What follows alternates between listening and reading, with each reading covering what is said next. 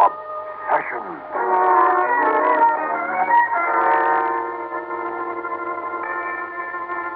Out of a moldering tomb, in the Valley of Kings, the voice of the great ruler of Egypt, Amun-Ra-Tet, speaks the awful curse. Death will come on swift wings to him who defileth the tomb of a pharaoh. In a moment, you'll know what I mean, and the hair on the nape of your neck will rise when you hear the strange case of the living dead, starring Elliot Lewis. There are stranger things within the earth than there are beneath the heavens, and from the vaults of the crumbling dead, there stir the worms and slugs of horror to feed upon the flesh of the mind, until the waking soul is filled with that viscid thing that is called obsession.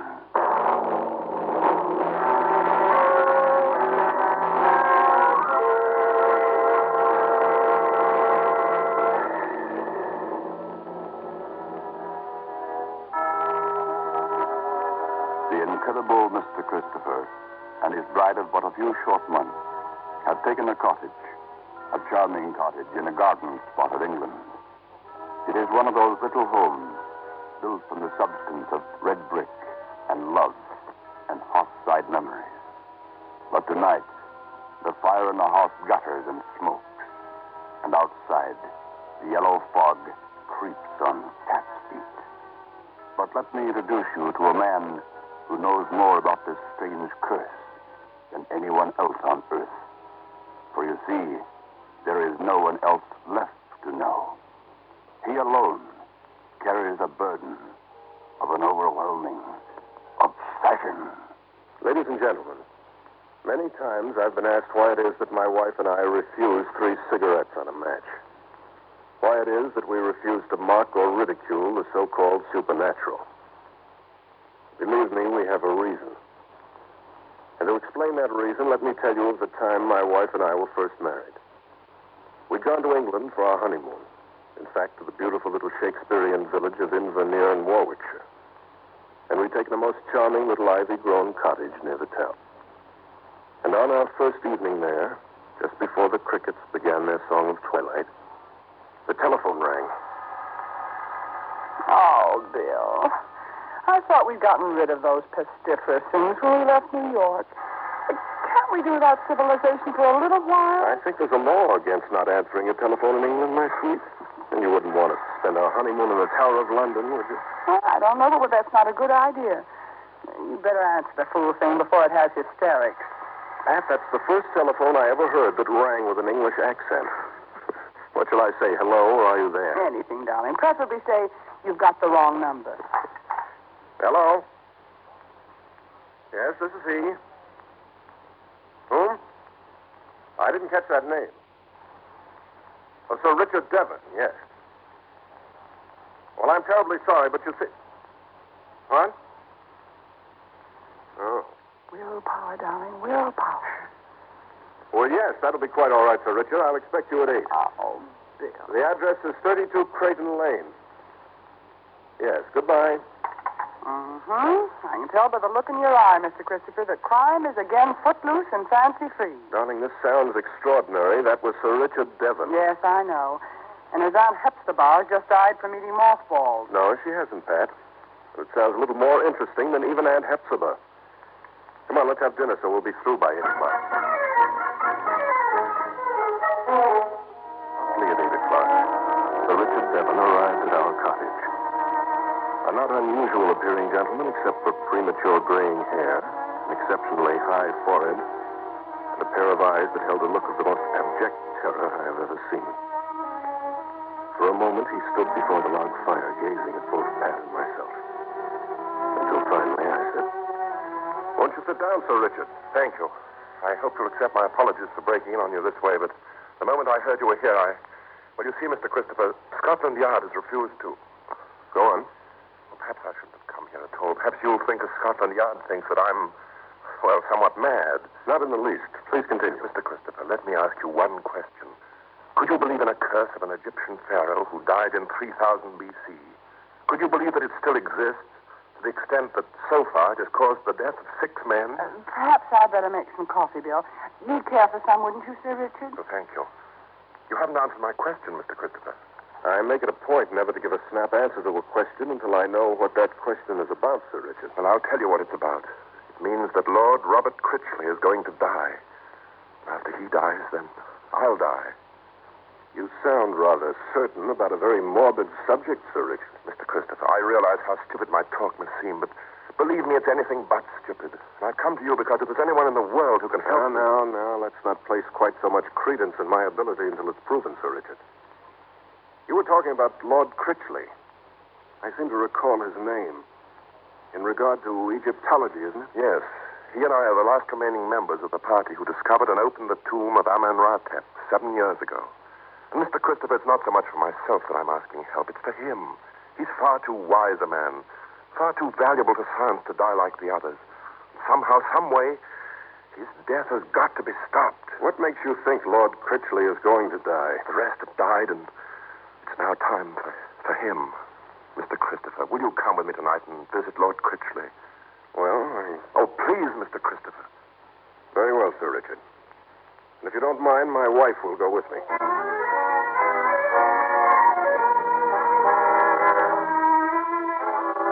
was about to refuse Sir Richard's request, but there was something in his voice, a desperate pleading that compelled me to accept. And so the 3 of us drove in my car to the estate of Lord Robert Critchley, an ancient manor built sometime during the Norman invasion, a place that bore the same traditional dignity as did its master, Lord Robert. As we were ushered into the great hall, we noticed a strange incongruity about the furnishings. Several ornate Egyptian carvings ordained the wall. In the far corner, catching the weird flicker of the hearth fire, was a huge sarcophagus. I remember what my wife said as we entered the hall.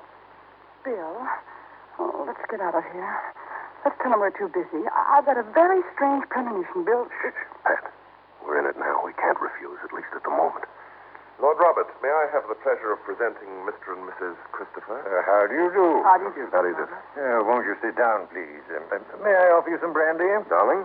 No, thanks. We've just finished dinner, Lord Robert. I think we may deem ourselves rather fortunate, Lord Robert, that Mr. Christopher has consented to examine our case. Of course.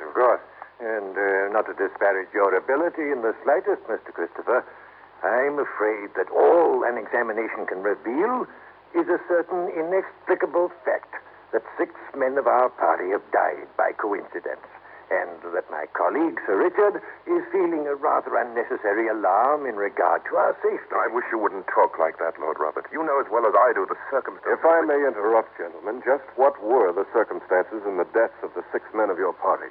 Well, they all died suddenly and without apparent cause. And each one died in the order in which he entered the tomb of Amenhotep. And in all cases, the examining physicians attributed the death to heart failure.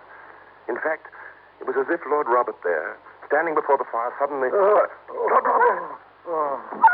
Good God, Mr. Christopher, what's happened to Lord Robert? Oh, it's horrible, Bill. Do something. Don't just let him lie there. Oh, somebody better call a doctor. Please, Pat. I know, Bill, but... A doctor can't do anything for Lord Robert. He's dead. What killed him? He was perfectly all right a moment ago. This is what I told you about, Mr. Christopher. There's no escaping from it. They're always the same, the others. Alive and apparently healthy one moment and then dead the next. Please try to control yourself, Sir Richard. Control myself against something more ancient than recorded history. Against the inevitable fact of a horrible death. And against the very obvious fact that I'm next.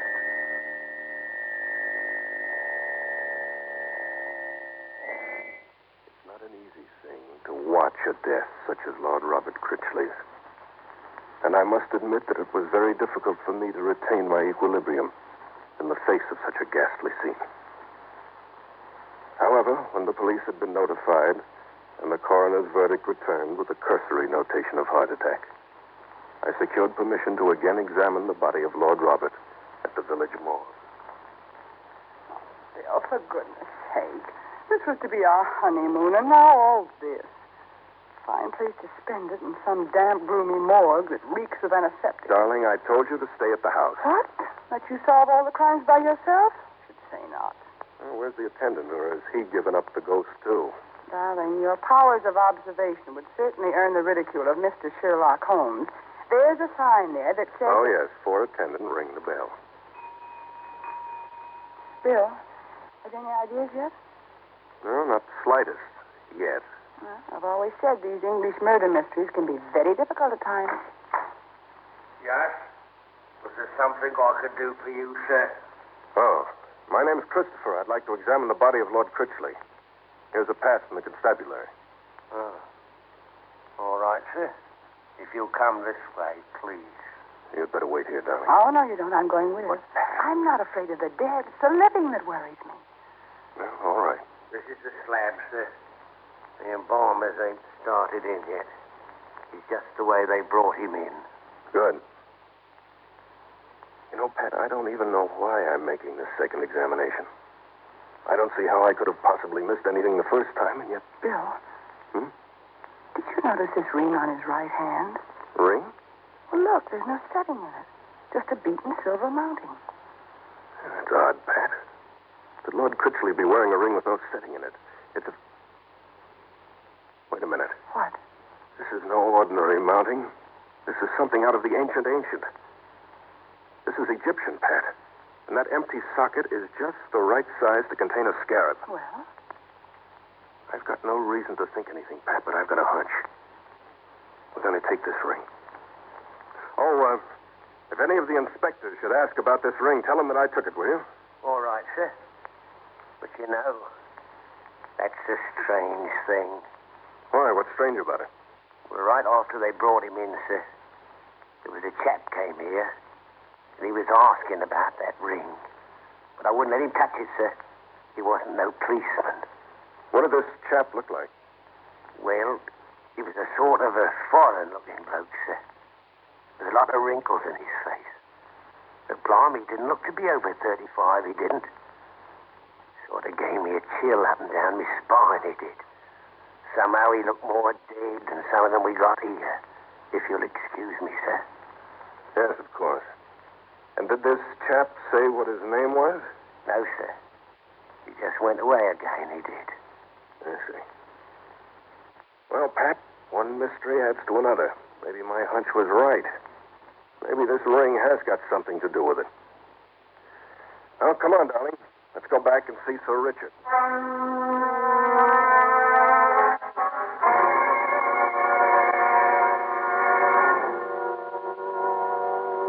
Returning now to the case of a living dead, starring Elliot Lewis. When the night falls like a curtain of shroud, when the wind is cold and keen, when the fog creeps in on cat's feet, and when the small, still voice of the mind repeats, "Here only death is the murderer," then do you believe you are possessed by an obsession? The incredible Mr. Christopher and his wife, Patricia, have left their footsteps echoing in the cold marble of the morgue and have returned to the residence of Sir Richard Devon. In keeping with this ghastly business, the pall of fog swirls about in the slow dance of macabre. Its vaporous, searching fingers probing through sill and jamb, wrapping the living with a constricting chill of death. In the study of Sir Richard, the man himself sits facing the incredible Mr. Christopher, his eyes reflecting the terror that lurks there. The beads of perspiration cutting furrows like canyons through the bleak rising mountains of a horrifying obsession. Sir Richard, I quite realize how you must feel about all this gruesome business. But if you don't mind, I'd like to ask you a few questions. Yes, of course, but first perhaps I might have some coffee brought in. Oh, I think that'd be delightful. If you're sure it won't be any bother. No, not in the least. Sir Richard, I think the only way we can get anywhere with this case is to start at the very beginning. You see, I place very little credence in superstition. And I've always held the belief that a curse is quite incapable of committing a murder. Unless that curse is backed up with something or someone rather tangible. You're Rang for me, Effendi. Oh, excuse me, Mr. Christopher. We'd like some coffee, Adam said, right away. It is your will, Effendi. It shall be thus. Now, as you were saying, Mr. Christopher... Wait a minute, Sir Richard. Who is that man? A servant. His name is Adam said. Egyptian? Yes, quite. In fact, he's a most unusual person. Like something out of the ages, in a way. I quite agree with you. What do you mean by that, Sir Richard? Oh, I didn't mean that literally, Mr. Christopher. What I meant was in regard to his personality, his habits, and, in a measure, his speech. Please continue, Sir Richard. Oh, if you're thinking Adam said might have any connection... I'm not thinking anything at all. I'm merely curious about the fellow. Well, several months ago, he came into the employ of Lord Robert Critchley when Lord Robert advertised for an assistant versed in the fundamentals of Egyptology. When Lord Robert had no further need for his assistance, I placed him in my employ.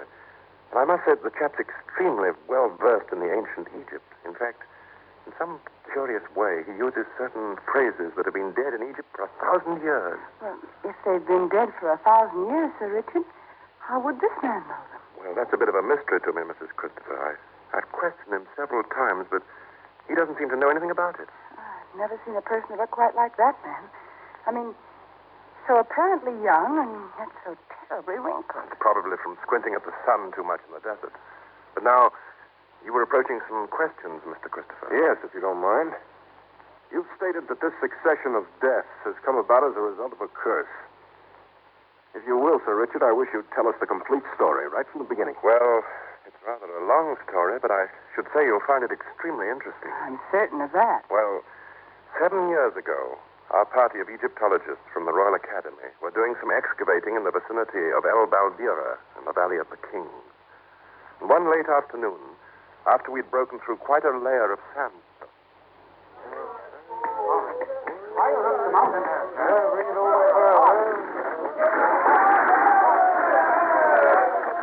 Lord Hayworth. Yes, Richard. Look! Good Lord, Christmas. Well, gentlemen, it would appear that the fates have been kind to us. I believe that's it. Are you certain? No, not positive, but let's have a look at the seal. Have the men clear away the right-hand side of the vault door, Richard. Right you are. Fire take him. Miner shot out of fire. By the Lord, Harry. If this turns out to be what we've been hoping for, it'll be the greatest find that's ever been made. Well, let's not bolster up too high yet until we're sure. The seal is clear now, Lord Hayworth. Splendid. Let's have a look. Will you decipher, Critchley? Right. Pass me the Mandarin rule, will you, Richard? Yes, here you are, sir. Thanks. Amotic, Siram, Ka, Aro, Amenratep. Amenratep. Critchley, we've found it. George. Amenratep, at least 3,000 years before Christ. Bring a mallet, Richard. We'll open the seal. Finally, as the seal was broken, the great stone slab that covered the entrance of the tomb was rolled back. And in single file, our party entered the vaults of Amen-Ra-Tep. Lord Hayworth first, then Dr. Philip Heath, Sir Reginald Carstairs, Dr. Gerald Clayton, the chemist, Lord Robert Critchley, and myself last. And as we entered the inner chambers, we were stopped by a very strange and weird sight. A sarcophagus without a headpiece, permitting us to see the unwrapped face of a mummy, perfectly preserved, even to the detail of its eyes, which were open and apparently staring at us. Good Lord, Hayworth. Look at that thing. What do you make of it? I don't know. I've never seen a mummy so perfectly preserved. The beggar positively looks alive. Richard, can you decipher the inscription of the sarcophagus? Well, I can try, sir. Will you hold the Mandarin rule, Doctor? Certainly. I don't know it. Wait a minute. Yes, I think I can get it. It's in hieroglyphics, and it reads, "Death will come on swift wings to him who defileth the tomb of a pharaoh." Lord Hayworth and the rest smiled at that ancient warning of Amen-Ra-Tep. But that smile changed to a look of horror when, upon opening the sarcophagus of the Egyptian king, Lord Hayworth suddenly gasped and fell across the mummy dead. Since then, Mr. Christopher, our party has been wiped out, as I stated, in the order of our entrance into that tomb. And each has died suddenly and without any recognizable cause. And I am next. Sir Richard, may I interrupt to ask about that ring you're wearing? You mean the scarab, of course? Yes. Why, it was given to me by Adam Said, my servant. Why? You don't mind my asking, what was the occasion of the gift? I mean, for what reason did Aram Said give it to you? I don't know, only as a token of friendship, I guess. Are you quite sure, Sir Richard, that you've never seen this Aram Said before he came into the employ of Lord Robert? Well, that's a bit of a mystery in itself, Mr. Christopher. Both Lord Robert and I thought we'd seen him somewhere before, possibly in Egypt. But then it was possibly only a resemblance to someone else. You see, That scarab in the ring, it's moving. What? Look, it's on its wrist. It's What? moving. Good Lord, brush it off quickly. Mr. Christopher, Quick, hand me that ashtray. I've got to catch that. Oh, yeah, Bill, be careful. There. Now to get Sir Richard. Well, he was right, Pat. He was next. Oh, Bill, what in heaven's name? Wait a minute, Pat. I think we'll have a few words with His Honor Aram Said about certain tokens of friendship that he's been handing around. You rang for me, Effendi? Yes, I did. It would seem that your master has had a slight accident. Would you know anything about it? Of course, Effendi. I would know everything about it. I have been waiting for the accident to occur. You've been waiting? The beetle scarab you imprisoned beneath the tray, it is quite dead now, Effendi. It stings but once, and then it is no more. Keep talking, Aram Said. The scarab, Effendi, was the seal of the pharaoh, Amenhotep. And his name did I give the living scarab to each of the Effendis who entered his tomb. There shall be no more. Then you admit... I admit everything, Effendi. The living beetle was placed in the silver mounting to awake when the effect of a certain drug was dispersed. And then, of course, the obvious conclusion. You're a very cooperative person, Aram Said. Now, if you don't mind, you're under arrest. We'll go down and have a little talk with the police. I think not, Effendi. What? In your language, the word arrest, I believe, means imprisonment. I have been imprisoned for a long time. But now I am free. Behold, Effendi, I am as free as my king. Bill, what is it? O Isis, creator of all, behold the pilgrim weary of his pilgrimage. Take me unto thy breast and deliver me unto my king, Amenhotep. Thou art my master, and I am thy slave. Sarud Damaran, Amenhotep,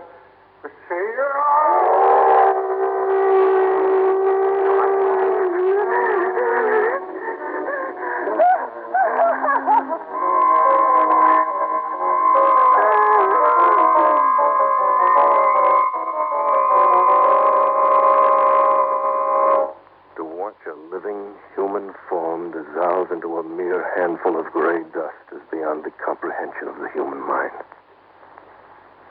And I realized that what Pat and I saw was far too horrible for you to realize. That Aram Said was the god found in the tomb of Amenhotep, and that through some inexplicable force, he was the form of that ancient curse. Death will come on swift wings to him who defileth the tomb of a pharaoh. Perhaps it was an illusion, perhaps not.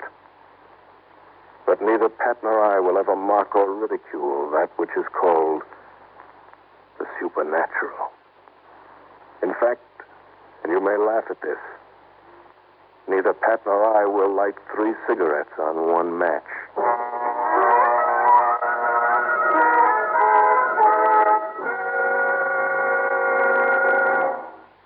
You have been listening to Obsession.